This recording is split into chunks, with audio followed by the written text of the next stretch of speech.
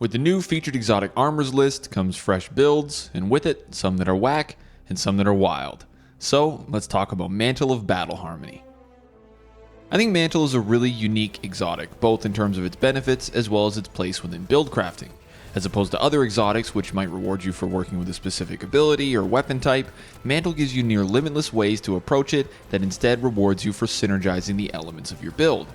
If you're unfamiliar with Mantle, the way it works is that any final blows with a weapon that matches the element of your super gives you super energy, and when your super is full, you instead gain a damage boost to that element of weapons. I think this is a fantastic perk that does a great job of both incentivizing and rewarding you for synergizing your build while never feeling restrictive.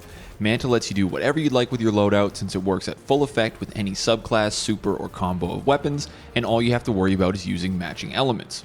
I really like to match my elements anyway since I think it's a lot of fun and it can really help to juice up a build, so getting those extra boosts from Mantle on top feels great and it makes those build crafting decisions feel even more impactful.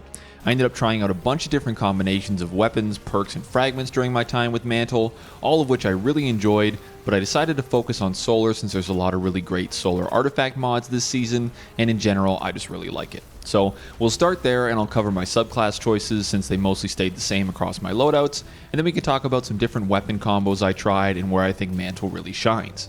To start, for my aspects, I went with Touch of Flame and a Healing Grenade to add Restoration ×2 into the mix, as well as Hellion for Scorch and Ignitions.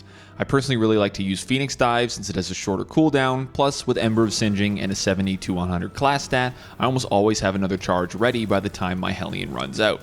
For my fragments, I really like to build around Restoration and Radiant, so my first choices were Ember of Empyrean and Ember of Solace for maximum uptime on those buffs. I also chose Ember of Singeing to up my class regen and keep Hellion rolling like I mentioned, and Ember of Torches as an extra way to proc Radiant in a pinch. I've been really loving the Collective Psyche armor set with this build, which is from the Desert Perpetual raid, since at a full set, it essentially does what Ember of Solace does, increasing Restoration and Radiant buff timers from 10 to 15 seconds at max. This frees up a fragment slot for me so I can swap out Solace and build in something like Ember of Ashes for more Scorch stacks, or Ember of Mercy to get Restoration off of Fire Sprites.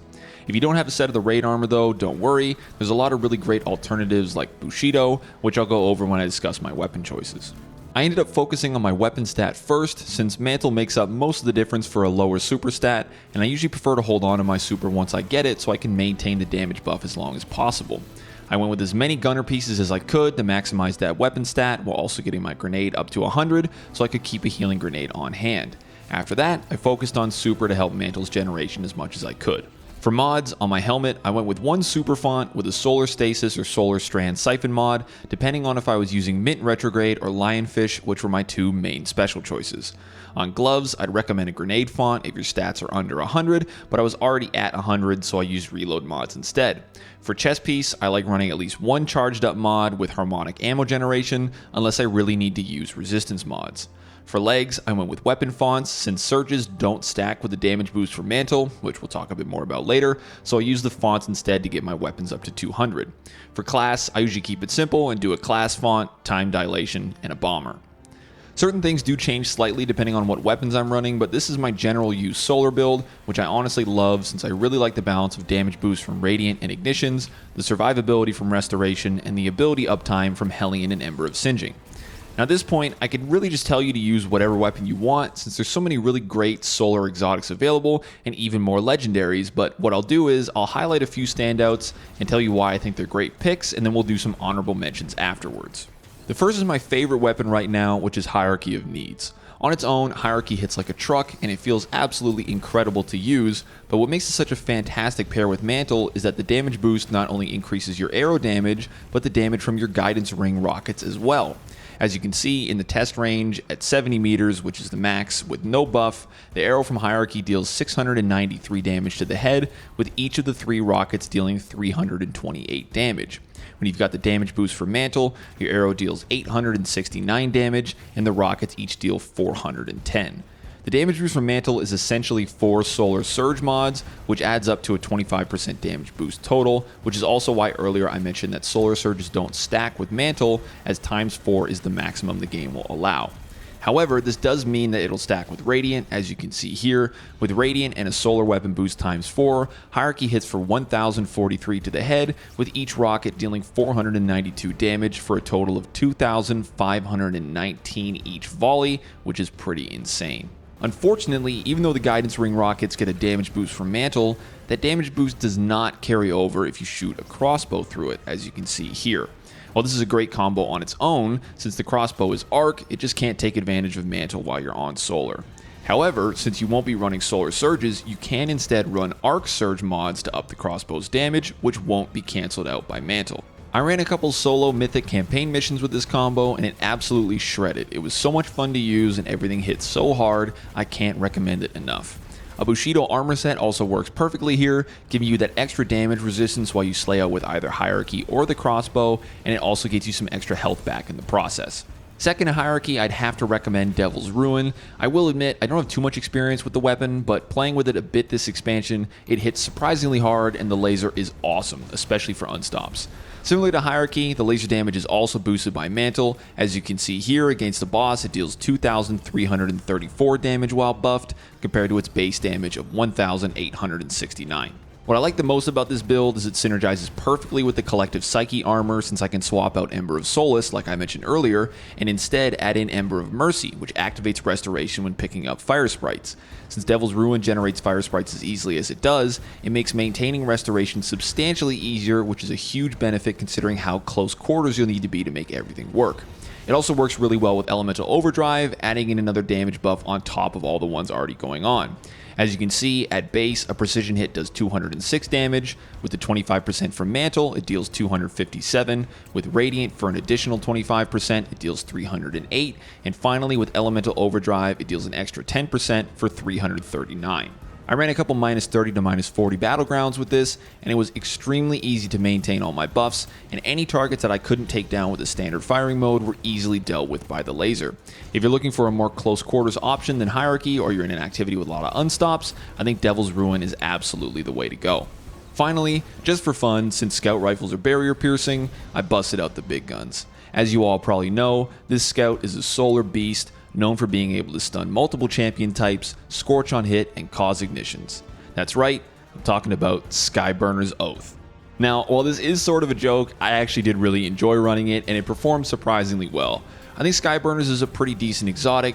It's super fun to use though, and I was able to clear a minus 40 proving grounds with it solo, which wasn't the prettiest clear, but it wasn't exactly a slouch either. The hipfire mode on Skyburners is an absolute blast to use, and since it scorches on hit, it synergizes perfectly with Ember of Singeing to keep a Hellion up at all times.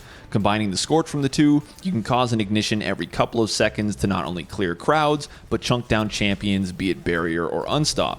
Same with Devil's Ruin, it gets a massive advantage from the Collective Psyche armor since I was able to swap off of Ember of Solace for Ember of Ashes, meaning I could activate an ignition twice as fast while still maintaining my survivability. At base, it takes a full hip-fired magazine of 20 shots with Skyburners to cause an ignition, but with Ember of Ashes, it only takes 10 shots. Adding in Hellion, you can easily get 3 ignitions per magazine.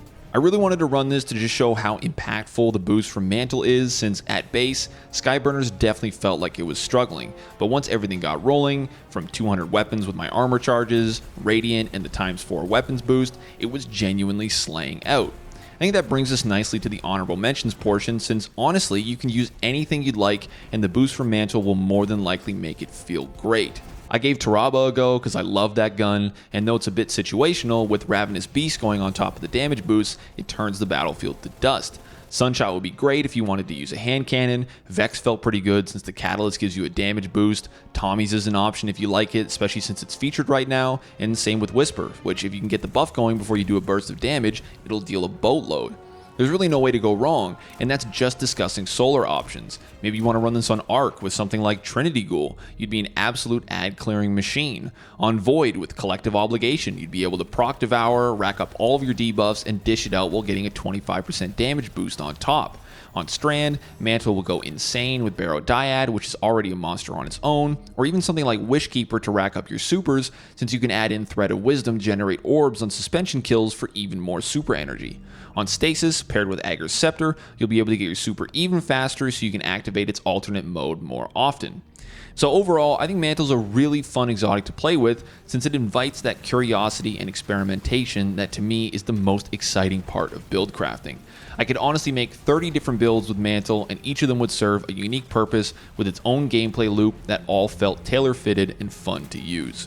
I think the reason this all works so well is because the perk from Mantle just makes your guns work a little bit better, which is extremely simplistic, but that's something I really enjoy since I'm always one to prefer to shoot my guns over using my abilities.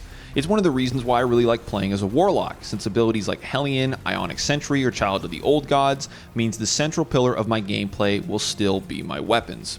I don't really have an interest in ability spam builds that require me to put my guns away to either punch a bunch of enemies or throw a bunch of grenades. I really like being able to summon something quickly that can enhance my performance while also allowing me to focus on firing my weapons.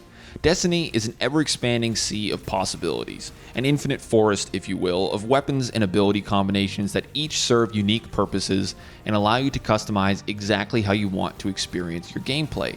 Mantle embraces that idea, and instead of narrowing your options like other exotics might, it instead gives you a broad and impactful perk that works extremely well no matter what you choose to throw at it. I've had an absolute blast with Mantle, and I look forward to trying it out with some more combinations in the future, though I'll be pretty hard pressed to give up Skyburners.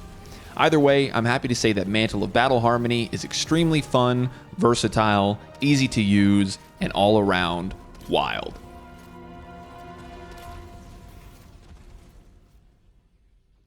Thank you so much for watching. I hope you enjoyed the video. There's dim links down below if you want to give any of these builds a try or if you want to use it as a base for your own spin on it. Subscribe to the channel to keep an eye out for more videos soon, and let me know in the comments what you think of Mantle of Battle Harmony.